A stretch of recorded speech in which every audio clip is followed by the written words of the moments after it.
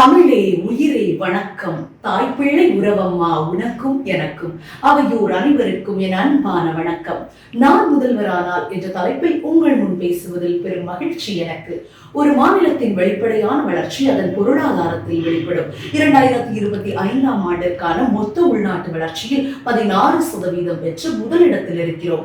இன்னும் உயர்ந்த இலக்கை நோக்கி பயணிக்க நான் முதல்வரானால் தனி மனித வளர்ச்சியில் முதலீடு செய்வேன். ஒவ்வொரு தனி மனிதனும் தனது தலா வருமானத்தை அதிகரிக்க திறன் மேம்பாடு என்ற அடிப்படையில் கண்டிப்பாக ஒரு தொழிலை ஒரு வருடத்திற்குள் பகுதி நேரமாவது ஒதுக்கி கற்றுக்கொள்ள வேண்டும் என்ற திட்டத்தை கொண்டு வருவேன். இதனால் பணக்காரர்கள் மட்டுமல்ல, ஒவ்வொரு ஏழையும் பணக்காரராகலாம் என்ற நம்பிக்கை பிறக்கும். சமூக மேம்பாட்டு திட்டங்களில் ஒவ்வொரு தொழிற்சாலை மற்றும் முதலீடுகள் இங்கு உருவாக்கப்படும் பொழுதும் அதில் 75% பணியாளர்கள் கடை நிலை முதல் நிலை வரை நம் மாநிலத்தை சேர்ந்தவராக இருக்க வேண்டும் என்பதில் உறுதியாக இருப்பேன். இதனால் நம் இளைஞர்கள் கற்ற கல்விக்கான வேலைகளில் ஈடுபட முடியும். விலைவாசி நாளுக்கு நாள் ஏறிக்கொண்டே இருக்கும் பொழுது மக்களின் வாழ்க்கை தரமும் உயர அரசு அலுவலர்களோடு சேர்த்து தனியார் ஊழியர்கள் மற்றும் ஒப்பந்த பணியாளர்களுக்கான அடிப்படை ஊதியத்தை உயர்த்துவேன்.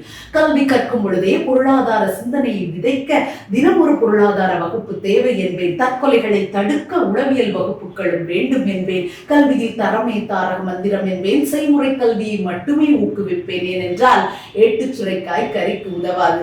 மருத்துவத்துறையில் தற்காலிக மருந்துகள் அல்ல, நிரந்தரமாக நோயை நீக்கும் மருத்துவ ஆராய்ச்சியினை ஊக்குவிப்பேன். உணவே மருந்து என்னும் நம் முன்னோர் கருத்தினை உணருங்கள் என்பேன். நீர் மேலாண்மையே நம் வேளாண்மையை நிர்ணயிக்கும், அதுவே வறுமையை ஒழிக்கும். எனவே இருக்கும் ஏரிகளையும் நீர்நிலைகளையும் பாதுகாக்க ஆவண செய்வேன். ஒழுக்கமுறை வளர்ந்த மாநிலமாக நம் மாநிலத்தை உருவாக்க மதுவால் மயக்கி மனித மதியை கெடுக்கும் போதைப் பொருட்களை தடை செய்வேன். ஒவ்வொரு அரசு அலுவலகத்திலும் கையூட்டை தடுக்க தனி அலுவலரை நியமிப்பேன். பெண்கள் குழந்தைகளுக்கு எதிரான வன்கொடுமைகளை தடுக்க இன்னும் கடுமையான தண்டனைகள் தேவை என்பேன். இறுதியாக இளைய தலைமுறையை வரையறையின்றி உன் கைபேசியை தேய்க்காதே. தேய்ந்து கொண்டிருப்பது உன் டேட்டா மட்டுமல்ல, விழி திரையும் தலைமுறையும் தான் என்பதை நொடி பொழுதும் மறவாதே என்று பொழுதுபோக்கிலே பொதியப்பட்டிருக்கும் புதிய தலைமுறையை மீட்டெடுக்க தேவையில்லா நேர உண்ணிகளான செயலிகளை தடை செய்வேன். இளைஞர்களே, நீங்கள் புத்தக புழுக்களாக வேண்டாம், புத்தகங்களோடு பூக்களாக புன்னகை செய்யுங்கள். உங்கள் புன்னகை என்றும் சிறக்க மக்களுக்காக உழைக்கும் தலைவர்களுக்கு வாக்களியுங்கள் என்று கூறி வாய்ப்பிற்கு நன்றி கூறி முடிக்கிறேன். நன்றி, வணக்கம்.